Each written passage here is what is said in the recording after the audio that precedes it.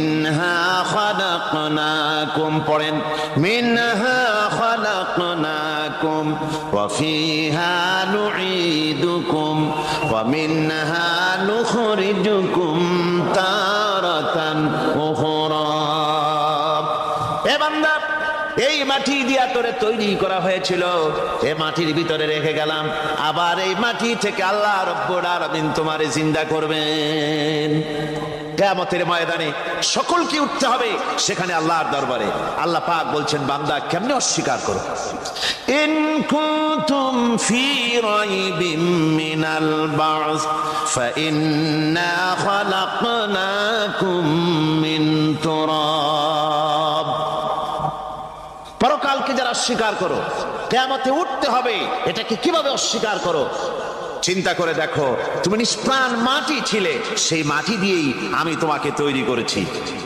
আবার আল্লাহ পাক মানুষকে আরো বুঝান, কিয়ামত আছে, পরকাল হবে, আল্লাহর দরবারে উঠতে হবে।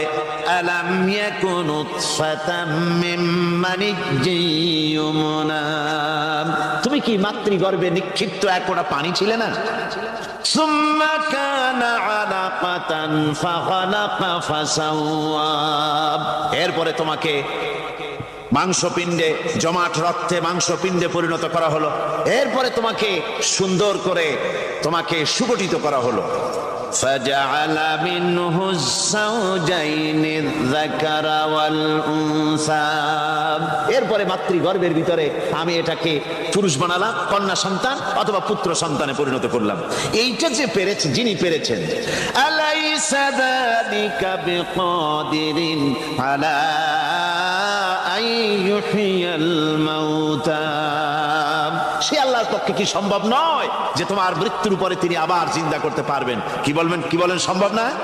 তিনি পারবেন না? নিশ্চয়ই তিনি আবার কিয়ামতের মাঠে আমাদেরকে হাজির করতে পারবেন, এতে কোনো সন্দেহ নাই।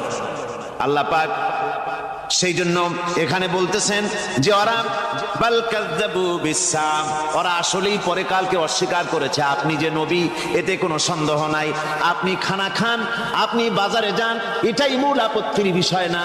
মূল কথা হলো তারা পরকালকে অস্বীকার করেছে। আল্লাহ পাক বলেন, ওয়া আন্নাস সাআতা আতিয়াতুন লা রাইবা ফিহা, অবশ্যই সে সময় আসবে, সে কিয়ামত আসবেই, এতে কোনো সন্দেহ নাই। ওয়া আন্নাল্লাহা ইয়াবআসু মান ফিল কুবুর, আর আল্লাহ পাক তিনি কবরের মধ্যে অন্তর্হিত যা কিছু আছে সবাইকে কিয়ামতের দিন আল্লাহ পাক ময়দানে উঠাবেন। কিয়ামতে আল্লাহর দরবারে সকলকে হাজির হতে হবে। আমার বন্ধুগণ, আল্লাহ পাক বলেন, ওয়া লাকাদ খালাকনাল ইনসানা মিন সুলালাতিন মিন তিন, লক্ষ্য করো, তুমি ছিলে মাটির নির্যাস থেকে, তোমাকে তৈরি করা হয়েছে। শুধু মাটির নির্যাস থেকে, তোমাকে কোনো মডেল ছাড়া, কোনো ধরনের আদর্শ ছাড়া, কোনো ধরনের নমুনা ছাড়া তোমাকে সৃষ্টি করা হলো। সুম্মা জাআলনাহু নুতফাতান ফি ক্বারারিম মাকিন, এরপরে মাতৃগর্ভের একটা অত্যন্ত সুরক্ষিত জায়গায় তোমাকে সংরক্ষণ করা হয়েছিল। সুম্মা খালাকনান নুতফাতা আলাকাতান ফাখালাকনাল আলাকাতা মুদগা, রক্তপিণ্ডকে, নাপাক পানিকে জমাট রক্ত করেছি, জমাট রক্তকে আমি আবার গোশত পিণ্ডে পরিণত